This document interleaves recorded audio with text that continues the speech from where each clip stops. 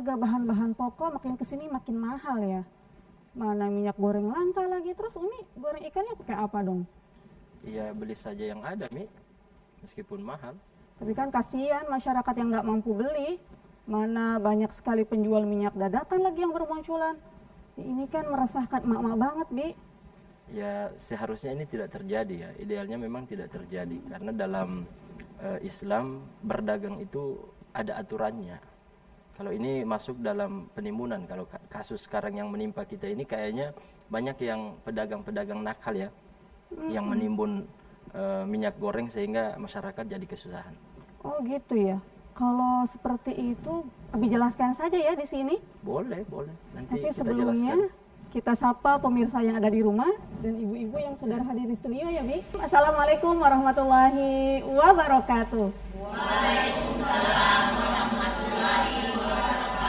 Lentera hati, alhamdulillah, damai di hati. Baik, seperti biasa, saya Umi Nita bersama Abi Raja menyapa pemirsa yang ada di rumah, juga ibu bapak yang sudah hadir di studio. Dan alhamdulillah pada hari ini kita sudah bersama dari ibu dan bapak dari Majelis Taklim Darul Hikmah, Kelurahan Pauwo, Kecamatan Kabila, Kabupaten Bone Bolango. Assalamualaikum Bapak, Ibu sehat? Alhamdulillah sehat. Baik, Abi, langsung saja kita jelaskan fenomena yang sedang trending tentang minyak goreng, penimbunan, dan lain sebagainya. Tafadhol, Abi. Bismillahirrahmanirrahim. Assalamualaikum warahmatullahi wabarakatuh. Waalaikumsalam warahmatullahi wabarakatuh.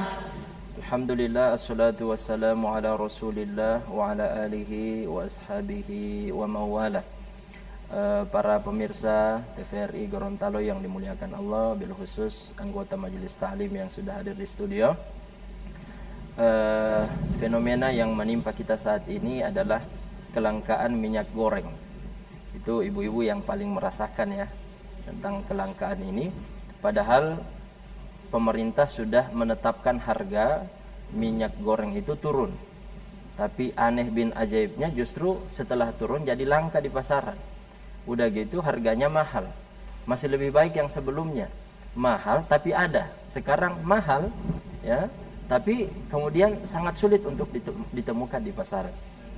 Ini dalam pandangan fikih disebut dengan ihtikar, fenomena ihtikar. Ihtikar itu adalah menimbun. Ya, menimbun barang yang tujuannya adalah mencari keuntungan sebesar-besarnya. Padahal mereka tidak memikirkan dampak dari penimbunan itu adalah kesulitan masyarakat. Karena ini berkaitan dengan kebutuhan pokok. Karena minyak goreng itu kan di Indonesia ditetapkan sebagai salah satu sembako, 9 bahan pokok. Karena dia menjadi bahan pokok ya, konsumsi kita setiap hari, maka sangat kita butuhkan. Sehingga kalau ada yang menimbun dan berdampak pada kelangkaan yang menyebabkan masyarakat menjerit dan kesulitan, maka para penimbun ini berdosa di sisi Allah Subhanahu wa taala. Ya. Rasulullah SAW mengatakan la yahtakiru illa khati. Ya. Tidaklah seseorang menimbun barang yang menjadi kebutuhan pokok masyarakat kecuali dia berdosa. Dan barang yang dia jual itu ya, serta harga yang dia dapatkan dari keuntungan jual beli tersebut itu tidak berkah. Demi Allah tidak berkah. Ya, apalagi sekarang banyak sekali video-video yang kita terima misalnya lewat media sosial tentang sidak-sidak ya. Ya, sidak-sidak yang menemukan puluhan bahkan ratusan ton minyak goreng yang tersimpan di dalam gudang-gudang. Ya, ini mungkin di luar kontrol pemerintah karena setelah dikontrol disidak baru ketahuan. Ini perilaku para pedagang nakal. Ya, padahal ibu-ibu, bapak-bapak, para pemirsa yang dimuliakan Allah, perdagangan itu adalah aktivitas yang mulia. Pekerjaan yang sangat Allah muliakan. Kenapa? Berdagang itu adalah salah satu amalan yang diridhoi oleh Allah karena dia menyediakan kebutuhan masyarakat. Dia membantu masyarakat mendapatkan kebutuhan yang mereka inginkan. Itu kan pedagang. Gitu ya? Ya. Makanya di dalam Al-Quran ada beberapa ayat yang menyebut tentang pedagang. Ada pedagang yang sampai dirindukan oleh surga. Ya. Di antaranya para pedagang yang jujur. Oh, dibahas dalam Al-Quran ya? Dalam Al-Quran ada disebutkan tujar. Ya. Masya Allah. Jadi kalau dalam hadis Nabi SAW menjanjikan ada pedagang yang dirindukan oleh surga, tapi tentunya ada kriteria. Ada juga pedagang yang memang sudah dirindukan oleh neraka. Ya, di antaranya para pedagang nakal ini yang membuat masyarakat menjerit dan tercekik kesulitan. Ya, Rasulullah SAW mengatakan, "At-tajirus saduqu yuhsyaru yaumal qiyamati ma'as siddiqina wasyuhada." Hadisnya sahih. Pedagang yang jujur, termasuk orang yang jujur dalam hal harga, sudah diturunkan harganya oleh pemerintah, sudah dia terima, harus dia jual dengan harga yang standar itu. Tapi kalau dia tidak jujur, ya dia naikkan, dia sembunyi, dia simpan, dia timbun, sampai kemudian orang membutuhkan, dia jual karena terpaksa, maka masyarakat pun membeli meskipun mahal. Ya kan, kita selama ini membeli karena keterpaksaan. Kalau uang jam talima kan jamu tubuh. Nah, sehingga terpaksa kita membeli. Nah, kalau dia pedagang yang jujur, yuhsyaru yaumal qiyamah, Allah akan bangkitkan dia di hari kiamat ma'as siddiqin, bersama barisan orang-orang yang jujur. Siddiqin, orang-orang yang jujur. Wasyuhada, dan orang-orang yang syuhada. Bayangkan dia dibangkitkan bersama orang syahid, sama derajatnya dengan orang yang mati di jalan Allah Subhanahu wa taala membela agama Allah, yang ditebas lehernya oleh kaum kafir ya dengan pedang mereka dan mati syahid di medan perang. Ini status pedagang yang jujur. Penghormatan Allah itu, ya. Iya, kemuliaan yang Allah berikan kepada mereka karena dalam kondisi yang sangat memungkinkan bagi mereka menipu, tapi mereka tidak mau menipu. Menahan diri, ya. Menahan diri untuk tidak menipu atau tidak berdusta. Ya. Tapi kapan pedagang sudah menipu, berdusta, ingkar janji, melakukan transaksi dengan cara riba, maka mereka menjadi pedagang yang sangat dirindukan oleh neraka jahanam. Oleh karena itu, akibat para pedagang nakal ini, perilaku berdagang yang tidak jujur dan perilaku berdagang yang tidak elok, ya. Pasar itu menjadi tempat yang Allah benci. Padahal pasar itu sama dengan rumah kita, tanahnya sama kok, bumi Allah Subhanahu wa taala.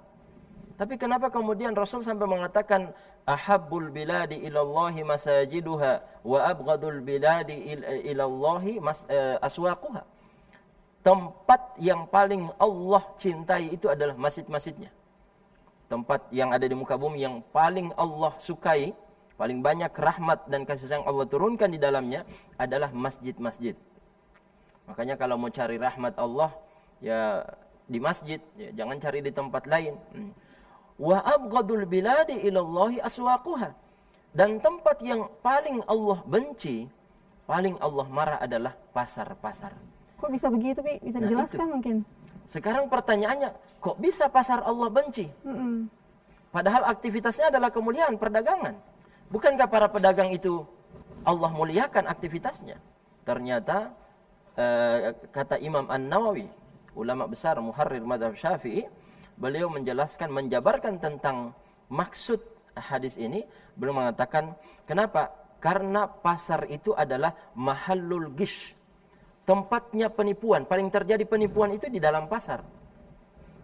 Tidak ada di pasaran terjadi penipuan. Penipuan dalam transaksi jual beli. Orang yang menimbang 1 kilo tak kurang 2 ons, itu di mana? Pasar. Di pasar. Ya, mahallul gish. Dan para pedagang yang curang ini ada ancaman khusus. Bahkan ancamannya Allah siapkan dalam satu surat khusus. Apa itu? Surat Al-Mutaffifin. Wailul lil mutaffifin alladzina idza iktalu 'alan nasi yastawfun wa idza kaluhum aw wazanuhum yukhsirun. Celakalah orang-orang yang suka menimbang, yang suka menipu, ya. Para penipu, celaka kata Allah.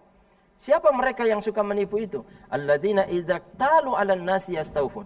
Kalau mereka membeli, giliran ditimbang barang yang mereka beli, dikontrol baik-baik. Hati-hati ya, jangan kurang biar cuma 1 ons. Hati-hati ya, kalau boleh lebih. Wa idza kaluhum aw wazanuhum yukhsirun. Tapi giliran mereka yang menimbang atau menakar, mereka suka mengurangi. Jadi mahallul gish, kata Imam Nawawi, kenapa pasar menjadi tempat yang paling Allah benci? Tempat terjadinya paling banyak terjadi apa? Penipuan. Yang kedua adalah manipulasi. Yang ketiga adalah kecurangan, ya. Yang keempat adalah terjadi transaksi riba. Yang kelima adalah pengingkaran janji, ya. Yang keenam adalah janji dusta. Ya, kemudian yang ketujuh yang paling mendasar adalah pasar tempat paling banyak melalaikan orang dari mengingat Allah Subhanahu wa taala. Orang kalau sudah di pasar, alhamdulillah dari 100 pedagang ada 10 orang yang ingat sholat. Alhamdulillah. 10% ingat Allah. Itu pun cuma ingat, sholat nanti. Tapi ada 90% yang memang lupa semuanya. Lupa hukum agama, tidak ada lagi di situ Al-Quran, tidak ada lagi sunnah. Pokoknya agama itu cuma ada dalam masjid. Keluar dari masjid, di pasar tidak ada lagi agama, tidak ada lagi aturan Allah. Sehingga dia bebas berdagang, bebas dengan kecurangannya, bebas dengan penipuannya, bebas dengan riba-ribanya. Nah, ini penyebab kenapa Rasulullah SAW sampai mengatakan wa abghadul biladi ilallahi aswaquha. Ini kata penjabaran dari Imam An-Nawawi rahimahullahu taala. Nah, kembali kepada pedagang yang Allah rindukan. Siapa pedagang yang Allah rindukan dan surga rindukan? Kalau sudah dirindukan oleh surga berarti dia insya Allah berpotensi masuk surga. Allah katakan rijalun la tulhihim tijaratun wala bay'un an dzikrillah wa iqamis salati wa ita'iz zakah yakhafuna yawman tataqallabu fihi alqulubu wal absar. Orang-orang yakni laki-laki. Kalau rijal ya masuk juga di situ insya Allah ibu-ibu yang berdagang. Karena sekarang para pedagang bukan cuma laki-laki. Kalau di zaman Rasul mayoritasnya laki-laki. Sekarang hampir sama jumlah pedagang laki-laki dengan perempuan. Apalagi tinggal kontrol lewat HP. Yang itu ya. Jadi makelar dan seterusnya. Online shop. Kebanyakan ibu-ibu bukan bapak-bapak. Ya. Maka apa? Rijal. Orang-orang.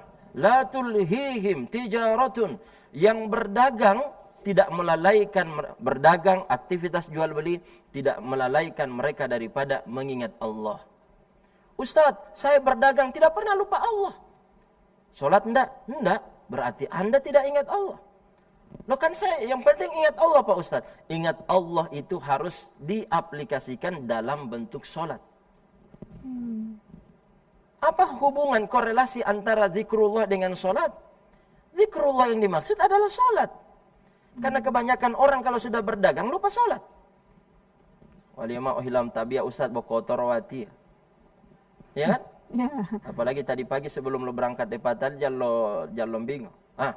Rupa-rupa beti alasannya. Kotor. Padahal dia berdagang terkena keringat, terkena lumpur, pece, latau. Itu bukan najis. Yang penting bukan kotoran. Bukan kotoran hewan. Bukan kotoran anjing, ya, bukan kencing. Pokoknya biar kotor, keringat itu boleh dipakai sholat. Yang penting bukan najis, karena keringat bukan najis. Ustadz, Pak Ustadz, Dai itu jangan najis itu. Dia cuma kristal-kristal yang dihasilkan oleh keringat, kan itu. Daki itu bukan najis, boleh dipakai sholat. Ya meskipun lebih afdol Anda sebagai pedagang, kalau barang-barang sampai berkarung-karung Anda bisa bawa, kenapa baju 2 lembar sarung dengan kemeja koko tidak bisa dibawa? Kan tidak ada alasan. Idealnya begitu. Kalau mau sholat ya ganti baju. Ya, tapi kalaupun tidak sempat bawa baju, jangan jadi alasan meninggalkan sholat. Ya, la tulhihim tijaratun wala bayun an dzikrillah. Korelasi tentang zikir dan sholat adalah aqimis sholata li dzikri. Allah mengatakan dirikan sholat untuk mengingatku. Ya, dirikan sholat untuk mengingatku. Yang kedua, wa iqamis shalah. Zikir mengingat Allah Subhanahu wa taala, wa iqamis shalah. Dan mendirikan salat. Karena mohon maaf ya, jarang sekali kita menemukan ada pedagang yang kemudian konsisten dengan waktu salat. Ketika masuk adzan berkumandang, Allahu Akbar, langsung dengan sadarnya dia tutup toko, kemudian apalagi lapak di pasar, kemudian dia pergi ke masjid. Kira-kira kita menemukan itu? Kalaupun ada sedikit. Datang waktu adzan, orang masih ramai di pasar, dagangannya banyak yang beli. Kira-kira ada tidak pedagang yang berani dia tutup lapaknya demi sholat? Jarang. Dia apa? Dia mau. Ini yang sudah kelihatan kan? Dia layani itu. Nanti sholat, nanti. Keburu capek, pulang rumah dengan alasan mau sholat, akhirnya capek, tidur, lewat sholat. Jadi wa iqamis sholat, wa ita'iz zakati. Wa ita'iz zakah. Yakni orang-orang yang perdagangannya tidak melalaikan dia dari kewajiban membayar zakat. Dan jarang sekali. Wali mas tengah mati pohimo aldoiwa, kemudian setelah tak kumpul kas keluar zakat. Ini jarang-jarang, Pak. Jadi kriteria para pedagang yang dirindukan oleh surga itu adalah ya orang yang berdagang, perdagangannya tidak melupakan dia daripada zikir, melalaikan dia berzikir kepada Allah, meskipun di pasar tetap dia berzikir, subhanallah, la ilaha illallah. Jangan la ilaha illallah dianggap nanti bisa diucapkan di masjid. Ya, pokoknya di mana-mana selama bukan tempat yang Allah makruhkan, ya boleh kita zikir. Ya, sambil menunggu para pembeli, la ilaha illallah, la ilaha illallah. Ya, datang pembeli tanya berapa harganya, ya 100.000. Ya, pembelinya batawar, boleh 50.000. La ilaha illallah. Jangan boleh la ilaha illallah, cuma antara akan marah ya. La ilaha illallah. Tapi jangan lagi karena la ilaha illallah orang bertanya harga, pokoknya la ilaha illallah. Mau harga la ilaha illallah. Jadi kita seimbangkan antara aktivitas dunia dengan aktivitas akhirat. Wabtagi fima atakallahu daral akhirah wa la tansa nasibaka minad dunya. Allah sudah atur. Wabtagi fima atakallahu daral akhirah. Silakan kamu kejar mati-matian tentang akhirat. Lihat adilnya Allah katakan wala tansa nasibaka minad dunya. Kalau kamu sudah mulai fokus dengan akhirat, jangan lupa ya, kamu masih hidup di dunia. Jangan lupa bagian untuk bekerja di dunia, ya, rezeki di dunia. Baik, itu sekedar pengantar ya, mungkin nanti bisa kita kembangkan di dalam diskusi. Baik Abi, menarik tentang zakat. Mungkin yang tadi Abi maksud adalah zakat perniagaan ya? Iya. Mungkin Abi bisa jelaskan tentang ketentuan zakat perniagaan itu seperti apa, Bi? Ya, zakat perdagangan itu, zakat nisabnya adalah 2,5% setelah Bapak Ibu menabung. Jadi keuntungan dari perdagangan itu nanti ditabung kalau sudah terpenuhi 2 syarat. Pertama adalah haul, sudah setahun mengendap di dalam tabungan, itu sudah setahun. Kemudian yang kedua kalau sudah mencapai nisab. Ini sudah setahun, tapi nisabnya belum memenuhi standar. Ya, standarnya berapa? Sama dengan orang yang menabung menyimpan 85 gram emas. Sekarang kalau harga emas berapa? 1 juta. Ya, 1 juta. Berarti kalau tabungannya sudah sampai 85 juta, maka dikeluarkan zakat 2,5% jika sudah setahun. Ustadz, saya khawatir nanti pas setahun sudah tidak begitu lagi tabungan saya. Boleh saya ta'jiluz zakat, menyegerakan bayar zakat. Baru 6 bulan sudah 85 juta. Boleh saya keluarkan zakat baru 6 bulan Pak Ustadz? Boleh. Karena para ulama membolehkan ta'jiluz zakat, ya, menyegerakan bayar zakat meskipun belum sampai haul 1 tahun. Ya boleh, 2,5% dari 85 juta. Tinggal dihitung saja berapa yang harus dikeluarkan. Dan itu harus dikeluarkan. Kapan tidak dikeluarkan, maka dia akan keluar dengan caranya sendiri. Karena zakat itu bukan harta kita, bukan milik kita. Harta orang lain yang Allah titipkan lewat perdagangan kita atau lewat usaha kita, lewat rezeki kita. Maka jangan dimakan. Kapan Anda memakannya, Anda akan celaka. Dan banyak kita temukan, misalnya yang harus dia keluarkan zakatnya hanya 350.000. Karena dia sengaja dia tidak keluarkan, dia tahan, maka Allah keluarkan zakat itu dengan caranya sendiri lebih daripada itu. Misalnya obutua loban lo oto, coba bayangkan, harga loban lo oto ngotua ngolo sampai 2 juta. Harusnya dia kasih keluar 350 juta. Cuma karena dia berani menahan-nahannya, Allah keluarkan lebih daripada itu. Ya. Jadi kita harus break. Ya. Baik, pemirsa di rumah dan ibu bapak yang ada di studio, saat lagi kita akan kembali dalam sesi tanya jawab. Siapkan pertanyaannya dan jangan kemana-mana, tetap di program Lentera Hati. Alhamdulillah, damai di hati.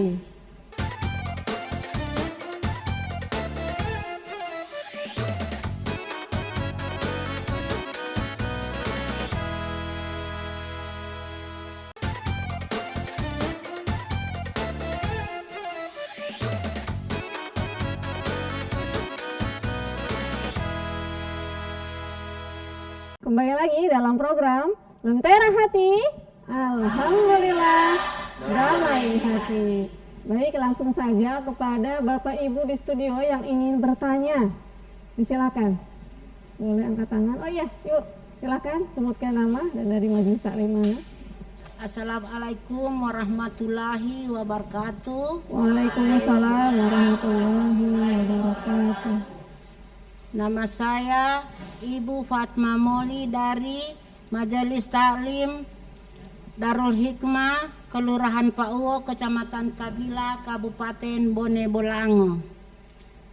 Saya ingin menanyakan bagaimana pandangan Islam mengenai profesi bisnis pedagang. Terima kasih. Assalamualaikum warahmatullahi wabarakatuh. Waalaikumsalam warahmatullahi wabarakatuh. Ya, terima kasih Bu Fatma. Silakan Abi, boleh bisa langsung dijawab? Ya. Jadi profesi pedagang ini adalah profesi yang dimuliakan oleh Allah Subhanahu wa taala. Bahkan Allah memuji mereka di dalam Al-Qur'an surah Al-Muzammil ayat 20. Wa akharuna yadribuna fil ardi yabtaguna min fadlillah.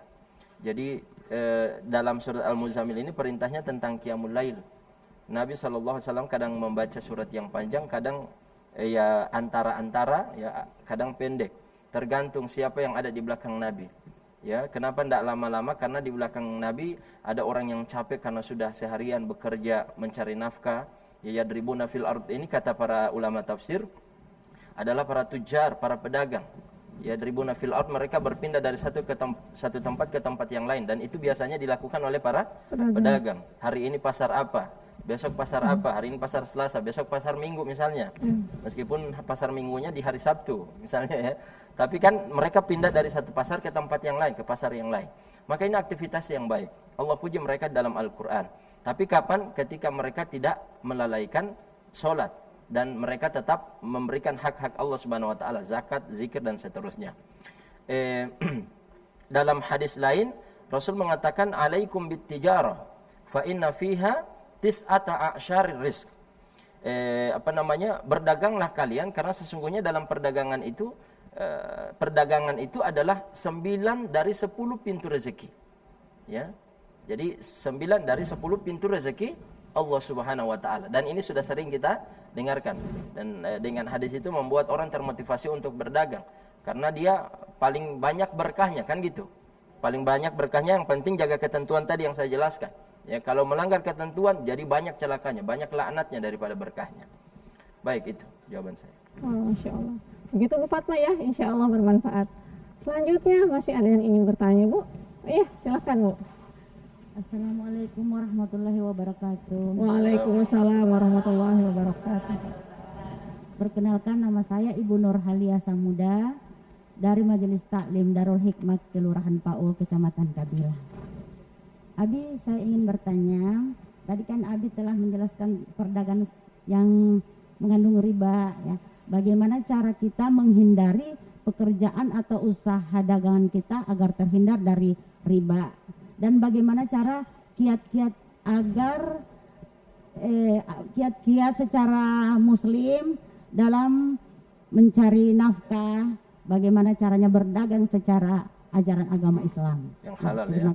Ya, yang halal. Terima kasih. Ya, terima kasih Ibu. Waalaikumsalam warahmatullahi wabarakatuh.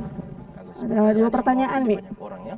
Ada dua pertanyaan tentang riba, menghindari riba, dan kiat-kiat mencari rizki yang halal. Ya. Silakan, Bi. Para pemirsa, Bapak Ibu yang dimuliakan Allah, banyak orang yang sampai hari ini masih bingung dan tidak tahu perbedaan antara jual beli dengan riba. Ada orang yang menganggap ya riba itu adalah bagian dari jual beli. Padahal Allah mengatakan dan menegaskan wa ahallallahu al-bai'a wa harrama riba. Dan Allah telah menghalalkan jual beli dan mengharamkan riba. Sebenarnya jual beli itu adalah solusi daripada pengharaman riba. Jadi ketika Allah mengharamkan sesuatu, maka Allah datangkan jalan keluarnya. Misalnya ya, Allah haramkan zina. Apa jalan keluarnya? Menikah. Menikah kan? Tidak mungkin Allah haramkan zina kemudian tidak dihalalkan menikah. Allah haramkan riba, jalan keluarnya solusinya adalah jual beli. Maka Allah tegaskan, kenapa? Karena orang-orang Yahudi menganggap innamal bai'u mithlur riba. Ya. Sebenarnya al-bai' jual beli itu mithlur riba, sama dengan riba. wa halallahu al-bai'a wa harrama riba, padahal Allah telah menghalalkan jual beli dan mengharamkan riba. Apa itu riba? Itu dulu yang harus diketahui. Bagaimana saya sebagai pedagang terhindar dari riba? Ya harus tahu dulu apa definisi riba. Riba itu adalah menukarkan satu barang dengan barang yang lain dengan ada kelebihannya dan jenisnya sama.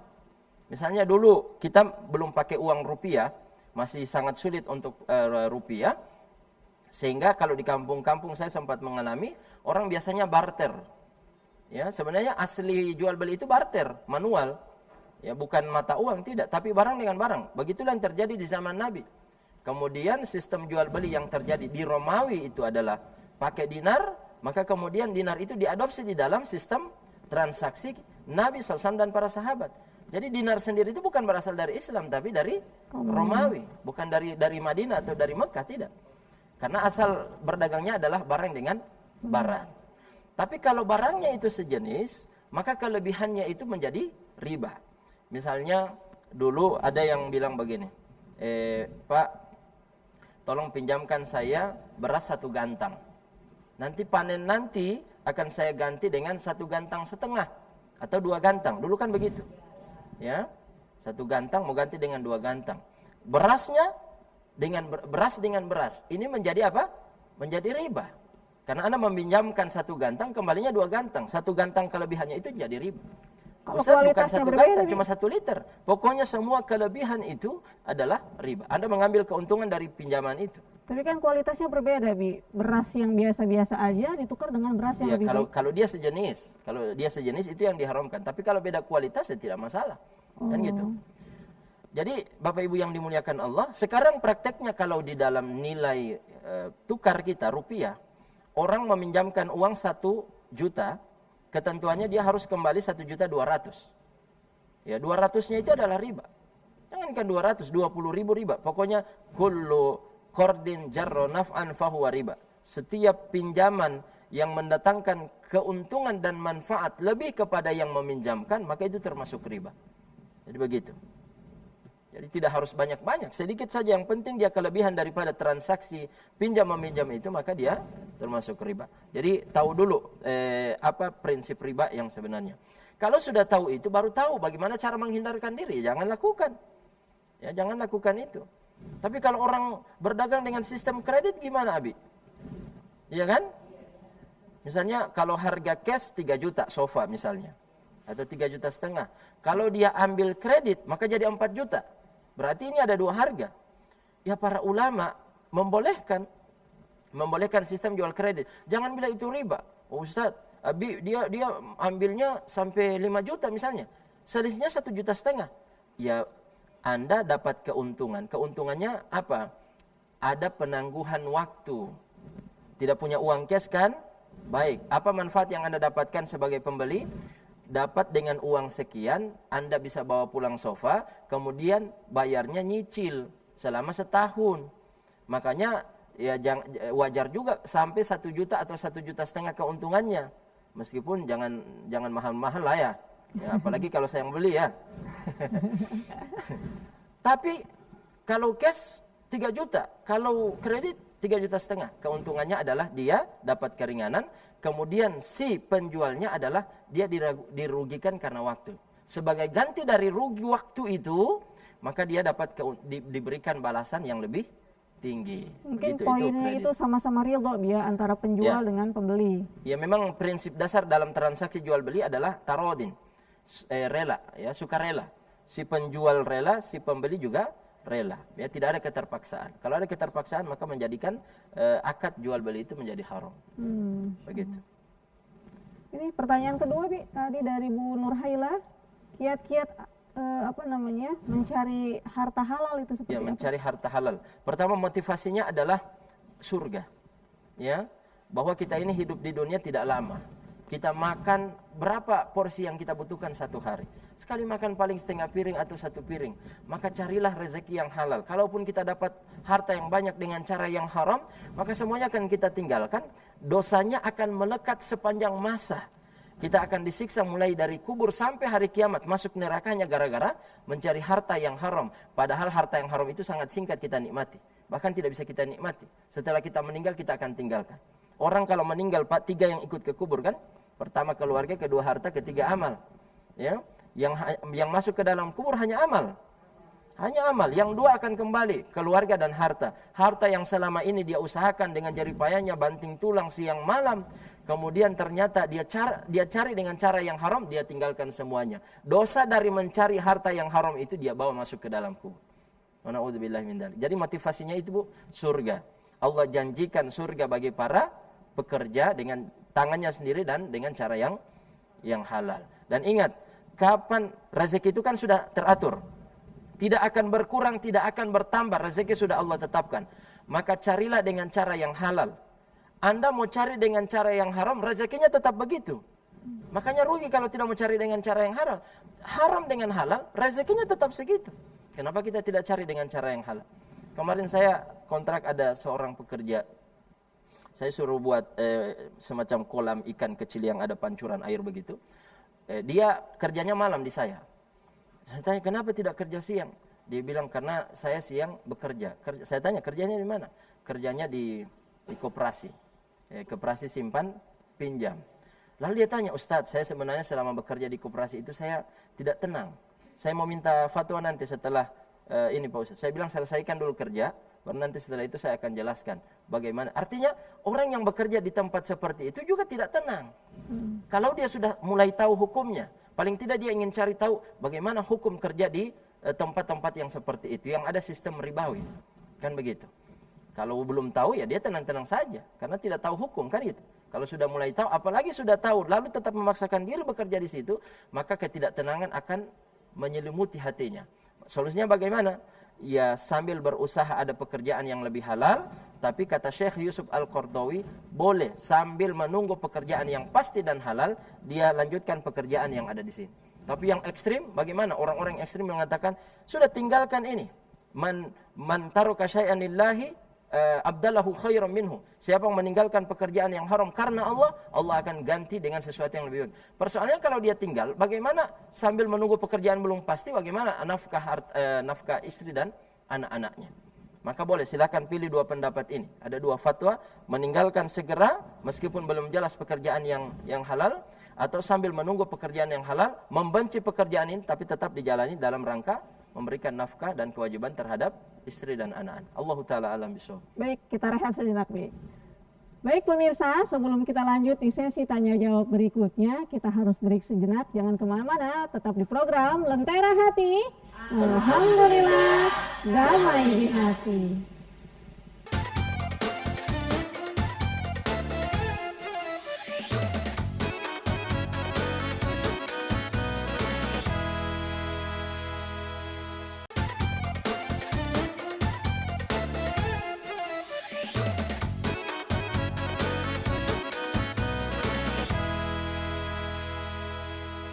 Kembali lagi dalam program Lentera Hati. Alhamdulillah, damai di hati.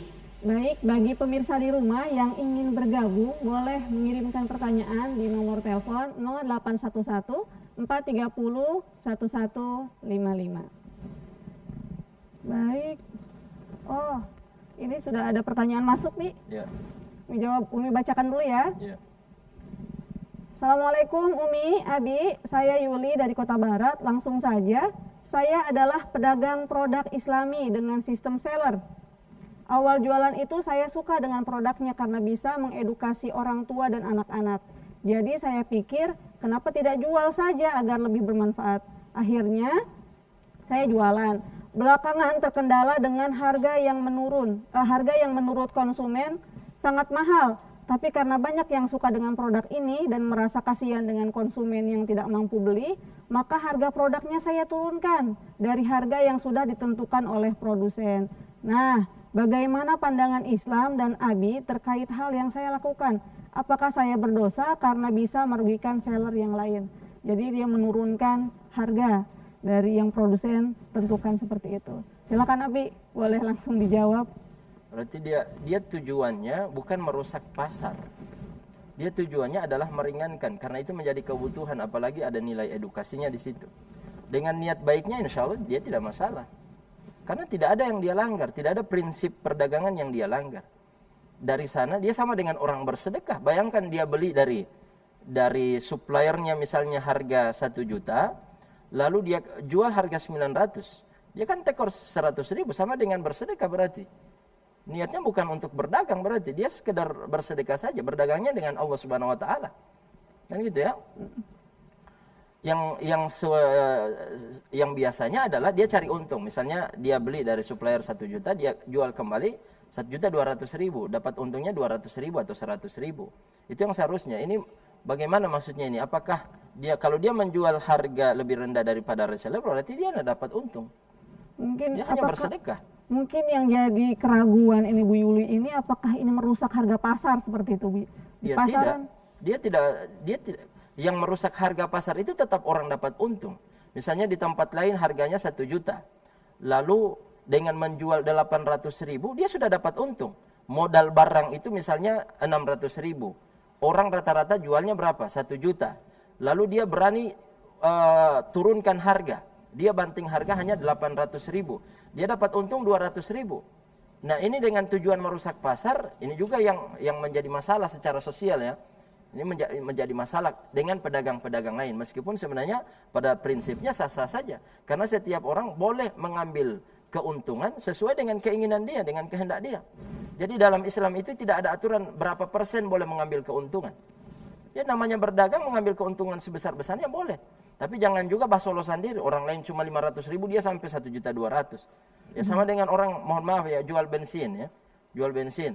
Di tempat lain 9.000, sama dia 10.000. Kira-kira orang mau beli sama dia atau mau lewat nanti cari yang 9.000? Bayangkan cuma beda 1.000, orang lewat dia. Karena dia beda dengan yang lain, ya. Apalagi ibu-ibu kalau pergi ke pasar suka mencari yang lebih murah kan? biar keliling Ya. asal lebih Pokoknya murah. biar keliling semua lapak itu ona wali Pak. Yang penting mau dapat biar cuma beda 500 rupiah. Pokoknya happy pitiloliomu taboti kamate, ya. Kemudian dia cari semuanya harga sama, harga lebih tinggi daripada itu. Cuma di sini misalnya 5.000 per kilo, di sana 6.000. Beda 1.000, biar sejauh sekali dia berjalan akan tetap mau pulang kamar di yang 5.000 itu dia. Gitu kan? Jadi 500, 1.000 itu akan mempengaruhi. Apalagi kalau sudah tinggi. Cuma kalau kembali ke pertanyaan ini berarti dia tidak dapat untung. Dan insya Allah dia tidak merusak pasar karena memang sekedar membantu orang. Allah Ta'ala alam bisawab. Ya, Ibu Yuli, itu tadi jawaban dari Abi Raja. Semoga bisa disimak dan bermanfaat.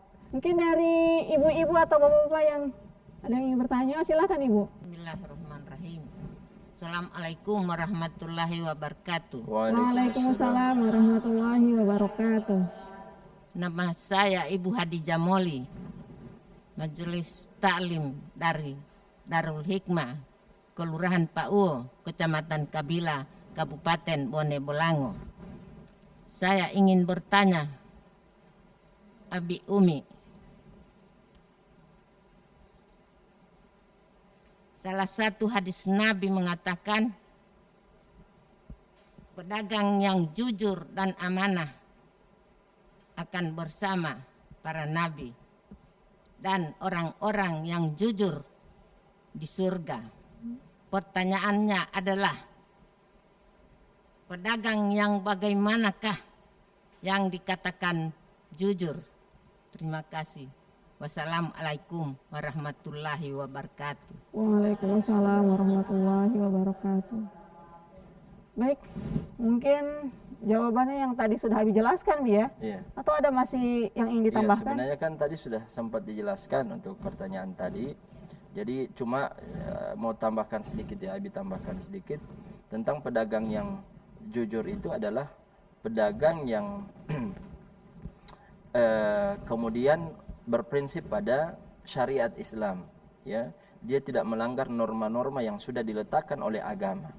Jadi tidak menipu, tidak mengurangi timbangan, tidak mengurangi takaran, ya. Kemudian datang waktu sholat dia sholat, itu semuanya jujur terhadap diri sendiri, tidak mengingkari janji, tidak berjanji palsu dan seterusnya. Ya, lengkapnya mungkin bisa nanti didengar lagi penjelasan yang di awal, ya.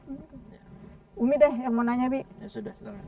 Ini apa hukum dari menjual buah yang masih ada di pohon, Bi? Karena ini fenomena ya. Atau mungkin ada juga yang menjual anak sapi yang masih ada di perut ibunya. Ya. Boleh Bi dalam Islam seperti itu. Nah, ini banyak dipraktekkan. Justru ini di Gorontalo saya berpikir untuk dijelaskan tadi cuma karena memang belum ada yang bertanya. Alhamdulillah uminya bertanya. Ya. Kalau tidak ada yang bertanya, saya juga bertanya. Nanti saya jawab sendiri. Jadi begini, yang banyak terjadi prakteknya di masyarakat bukan hanya di Gorontalo, tapi lebih banyak di tempat-tempat lain itu adalah orang yang biasanya mau memborong buah yang masih ada di pohonnya. Di sini ada dua rincian hukumnya. Pertama, kalau buah yang di pohon itu sudah nampak sebentar lagi panen, sudah jelas ini matang ini jadi ini, maka boleh hukumnya. Secara borongan begitu. Tapi nanti ada 1-2 buah yang busuk, tidak pengaruh. Kan sebenarnya tidak boleh ada barang dagangan yang rusak, tidak boleh. Tapi itu bagaimana kita mau bedakan ini? Yang penting nampaknya itu semuanya secara global, bagus ini hasilnya ini. Maka boleh langsung borong di pohon, kasih harganya sama pemilik buah tersebut. Ya. Tapi kalau buahnya belum jelas matangnya, masih bunga dalam bentuk bunganya, embrionya, lalu sudah dikasih harga, biasanya orang begitu. Kas Kamarjo 5 juta ini semua ini kalapain. Padahal ya baru timbulungo, belum jadi kalapa. Ya. Misalnya bohulo, langsat yang baru bunga. Apalagi cingke baru bunga, yang belum jelas apakah jadi atau tidak itu panen. Ya, ini berhasil atau tidak. Ini hukumnya haram karena mengandung unsur gharar. Nah, Rasulullah SAW an bai'il gharar. Rasul ditegaskan bahwa Rasul melarang jual beli yang ada unsur gharar. Itu sama dengan orang menjual ikan. Saya jual ikan ya, 1 kolam ini, silakan ambil sendiri di kolam. Dia jual ikan, ikannya masih dalam kolam. Ini tidak boleh karena ada unsur gharar, ya. Atau jual beli janin hewan yang masih ada di dalam perut induknya. Biasanya sering begitu. Ya, yang penting ma umpo dama potalia boti wala sapi boti. Ini tidak boleh. Jangan sampai lahir itu anak sapi baru silakan terima harganya. Ya kan repot kalau misalnya ma ilo pakai boti doib kemudian mati jatuh kamari, lahir kamari ini sapi mati. Gimana coba? Uangnya sudah dipakai. Ini sudah butuh juga. Maka terjadi gharar. Nanti akan menimbulkan perselisihan antara penjual dengan pembeli. Kasih lahir dulu itu sapi baru silahkan dijual anaknya. Begitu. Ya. Ini ada pesan masuk lagi, Bi. Di WhatsApp, Umi bacakan ya. Ya, silakan. Assalamualaikum Umi, Abi. Saya Ibu Fatma. Sini sebentar. Assalamualaikum Umi Abi, langsung saja. Bagaimana hukumnya menjual barang pemberian orang lain kepada yang membutuhkan? Jadi barang pemberian orang lain kita jual lagi. Atau mungkin yang banyak terjadi itu hewan kurban, Bi. Dapat banyak tuh. Terus karena kebanyakan kita jual aja deh. Boleh nggak, Bi? Iya. Orang menghadiahkan sesuatu kepadanya. Misalnya ibu bapak hadiahkan daging ke saya. Baik ya. Saya mampu beli daging. Oleh karenanya saya tidak masuk kategori fakir miskin. Meskipun saya sebenarnya fakir miskin. Cuma ini contoh saja. Maka nanti bapak ibu kalau kasih daging ke saya, Ustaz Abi Rahmat tolong jemput daging. Itu namanya hadiah, bukan sedekah buat Abi Rahmat. Tapi hadiah. Ya, karena sedekah itu buat orang miskin. Lalu setelah dihadiahkan ke saya, ini jadi milik siapa? Jadi milik saya kan? Saya jual kepada siapapun itu hak saya. Boleh saja. Daripada saya makan masuk rumah sakit darah tinggi, kolesterol, ya kan? Saya makan sendiri mati saya sendiri. Akhirnya ajak mati orang bareng sama-sama ya. Jadi dia jual, nah masalah. Ya, yang menjadi persoalan itu kadang-kadang barang yang berharga. Kalau itu kan konsumsi. Daging kan mau dikasih ke orang atau tidak ya tetap harus habis. Tapi kalau kayak cincin, pakaian, motor, mobil, ya kan? Rumah dihadiahkan ke saya kemudian saya jual, ini biasanya menyakiti orang yang memberikan. Dia pengennya, Abi Rahmat saya ingin wakafkan rumah saya untuk rumah Quran. Ya kan? Kalau wakaf tidak bisa. Saya hadiahkan rumah ini untuk Abi Rahmat misalnya. Hadiah, tidak ada akad ini mau dipakai untuk apa. Cuma dia berharap dengan saya tempati rumah itu dia dapat pahala karena misalnya saya pakai baca Quran, saya pakai majelis taklim, saya pakai kajian kan gitu. Beda kan pahalanya dengan orang yang dikasih sama orang tukang mabuk kan? Beda. Maka Kalau saya jual rumah itu, ini akan menyakiti perasaan si pemberi.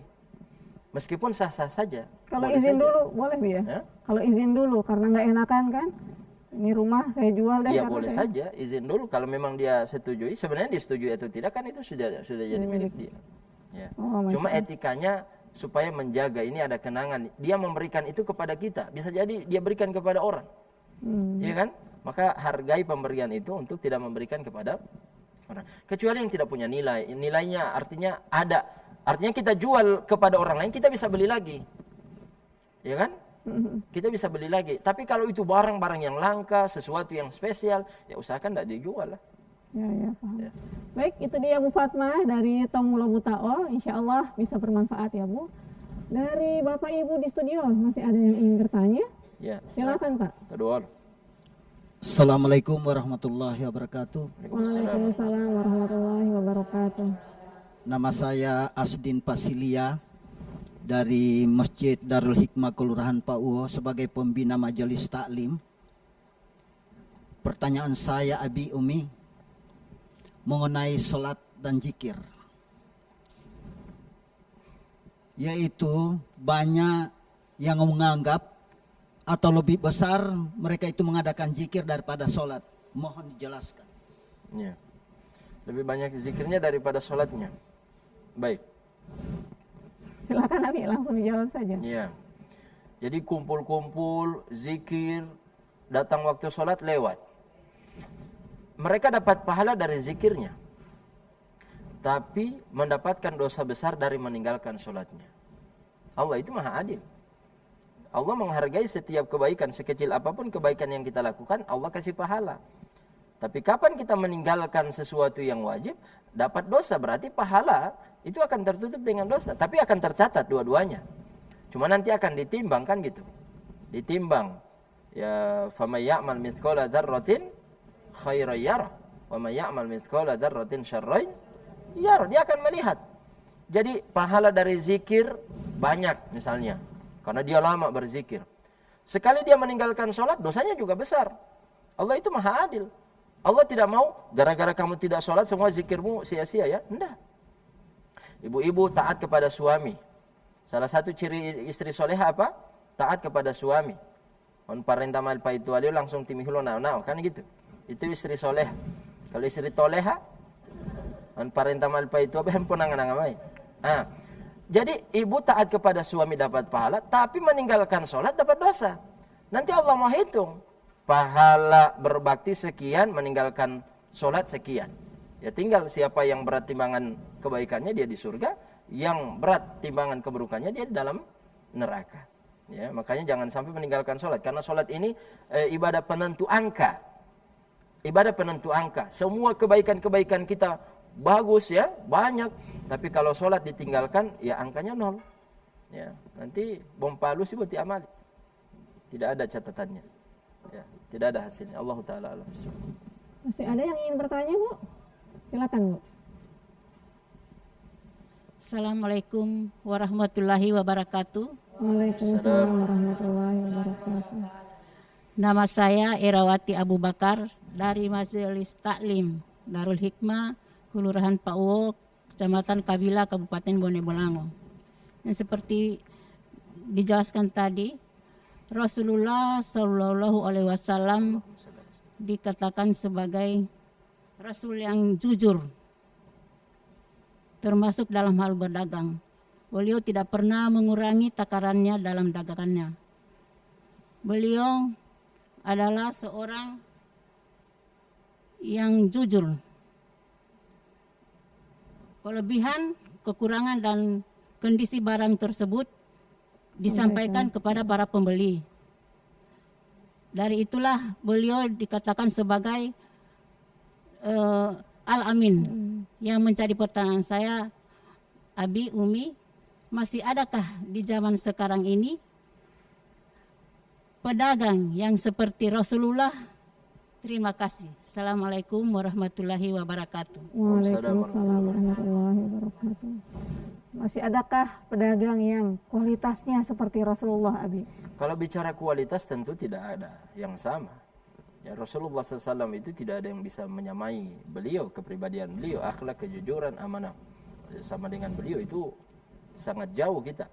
Cuma kita dituntut untuk mengikuti jejak beliau. Kualitas kita tidak akan sama dengan kualitas Nabi. Ya, tapi kita bisa mengikuti jejak-jejak dan langkah beliau di dalam berdagang. Ya, bagaimana beliau menyampaikan ada aib, kekurangan daripada barang dagangannya. Kalau memang ini kurang, ini cacat, disampaikan. Apakah masih ada pedagang seperti itu? Ada. Saya sering menemukan ada pedagang begitu. Ya, dia sampaikan apa adanya. Ini harganya sekian karena memang ini kurang ininya. Ini lecet, ini lecet. Karena itu aib dalam al-mabi, dalam barang dagangan. Dan boleh kita mengembalikan barang dagangan kalau ada cacatnya. Makanya ada dalam perdagangan ada khiyar. Ada 3 khiyar kan? Ada khiyar majlis, ada khiyar aib. Yang itu ya. Kalau khiyar majlis, selama masih di majlis itu kalau tidak jadi tidak jadi jual beli, masih boleh. Kalau khiyar aib itu sudah sampai rumah ternyata ada cacat. Ya, kita harus dikembalikan barang itu. Yang penting barang itu memang betul-betul cacat dari pedagang. Jangan sampai cacat dalam perjalanan. Itu tidak bisa diterima. Baru ada yang ketiga khiyar syarat. Khiyar yang bersyarat. Ya. Jadi apakah ada? Masih ada saja. Cuma sedikit. Ya, sedikit. Ya. Begitu Bu ya, insya Allah bisa dipahami. Baik, jadi itu tadi penjelasan dari Abi Raja terkait pedagang yang dirindukan surga. Jadi yang bisa saya simpulkan dari penjelasan Abi tadi, Allah memberikan kemuliaan kepada pedagang-pedagang jujur, yaitu dibangkitkan bersama para siddiqin atau orang-orang yang jujur dan para syuhada. Masya Allah. Baik, terima kasih kepada pemirsa dan ibu-ibu, bapak yang sudah hadir di studio. Insya Allah kita bisa ketemu lagi ya Bu, Pak.